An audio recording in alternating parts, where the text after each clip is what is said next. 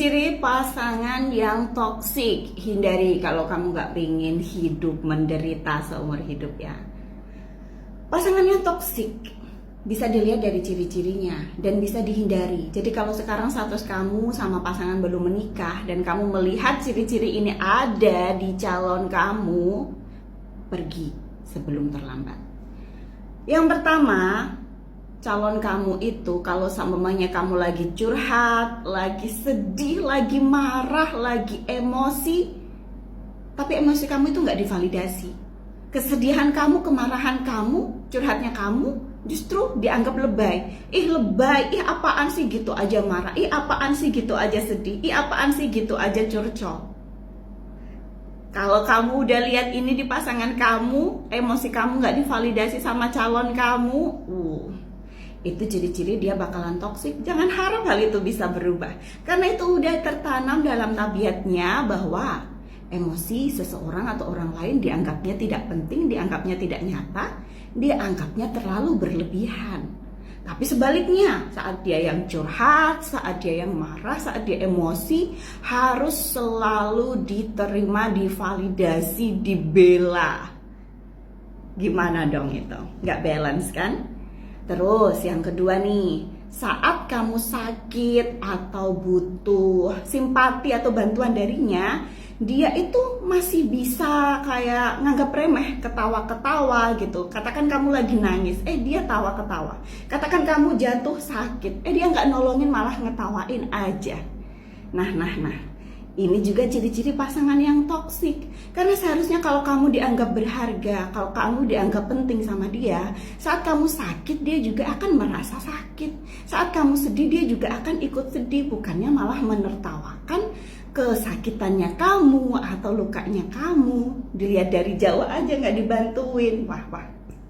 Itu ciri-ciri toksik yang udah bener-bener red flag ya. Harus bener-bener kamu lihat kalau emang seperti ini calon kamu, menjauh.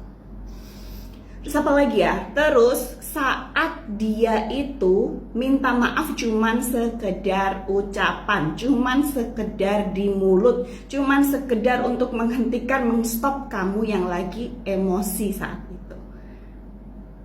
Bedanya apa sih Mbak minta maaf yang tulus sama yang gak tulus itu? Minta maaf yang tulus dilakukan bukan hanya sekedar ucapan, tapi lebih kepada tindakan. Misalnya nih, kalian janjian terus dia tiba-tiba batalin janji tanpa ngomong terlebih dahulu. Terus kamu marah. Terus kedepannya dia nggak pernah melakukan hal itu lagi. Dia udah minta maaf serius, dan saat dia mau membatalkan janji sama kamu, dia ngasih tahu kamu dulu. Dia konfirmasi dulu, dia minta maaf lagi sama kamu dulu. Nah itu artinya dia minta maafnya serius. Tapi kalau dia minta maaf, iya maaf, lupa kemarin, terus habis itu kamu janjian lagi, dia batalin lagi tanpa konfirmasi, dia cuma bilang ya maaf, itu artinya minta maafnya cuma di mulut aja.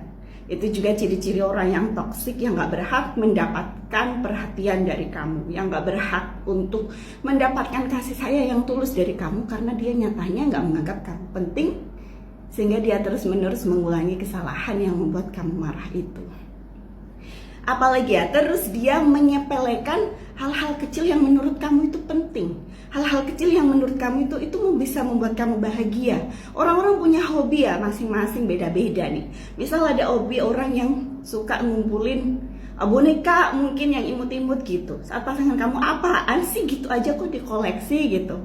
Nah itu berarti dia udah menyepelekan hal-hal kecil yang bisa membuat kamu bahagia.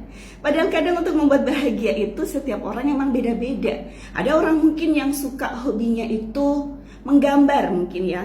Terus pasangannya, ngapain sih kamu ngabisin waktu gambar-gambar kayak anak kecil? Nah itu berarti dia udah menyepelekan sesuatu yang menurut kamu itu penting. Pasangan yang baik, kalau emang dia sayang sama kamu, kalau emang dia tulus sama kamu, dia juga akan menghargai hal-hal kecil yang menurut kamu penting. Meskipun itu terlihat remeh-temeh di mata orang lain, gak ada masalah. Yang penting seharusnya dia sebagai pasangan kamu ngerti dong bahwa hal remeh-temeh itu penting loh buat kamu. Hal kecil itu buat kamu bahagia loh. Nah itu juga bisa menjadi ciri-ciri apakah pasangan kamu nanti ke depannya bisa mengapresiasi kamu, bisa tulus sama kamu, bisa sayang kamu atau enggak, bisa dilihat juga dari situ ya. Terus apa lagi ya? Oh ya, ini juga penting nih, manipulatif itu juga salah satu sifat toksik yang perlu kamu perhatikan. Manipulatif itu misalnya gini, saat kamu marah, saat dia membuat kesalahan dan kamu marah sama dia, tiba-tiba dia malah marah balik sama kamu, memutarbalikkan fakta, seakan-akan kamu yang salah, mengungkit semua keburukan kamu yang lama, nggak ada hubungannya sama marahnya kamu, tapi dia ungkit dan dia lebih marah daripada kamu. Padahal posisinya saat itu, situasinya saat itu dia yang salah dan emang kamu berhak untuk marah sama dia. Tapi dia lebih marah. Itu adalah ciri-ciri orang yang manipulatif. Jadi kalau kamu ketemu orang yang kayak gini, apalagi ditambah tadi ciri-ciri yang sebelum-sebelumnya tadi juga ada, mending lepasin aja, pergi, jangan terjebak dengan orang yang salah, apalagi dalam kehidupan rumah tangga ya. Ingat ya sayang ya, ingat, seumur hidup itu terlalu lama untuk dijalani dengan orang yang salah. Jangan sampai kamu menderita, terjebak dengan perasaan bersalah karena gak mau lepas dari dia, karena gak mau lepas karena masih berharap dia bisa berubah. Terus kamu nanti jatuh dalam lingkup kehidupan rumah tangga dengan orang yang seperti itu. Hidup bisa jadi neraka jika dihabiskan dengan orang yang salah. Jadi pesan saya, kenali calon kamu baik-baik. Lihat ada ciri-ciri toksik nggak dalam diri dia. Kalau emang ada, lepaskan sebelum kamu menikah. Itu aja pesan dari saya. Semoga kalian semua bahagia bertemu dengan pasangan yang terbaik bagi hidup Anda, biar bisa bahagia dari dunia menuju jannah.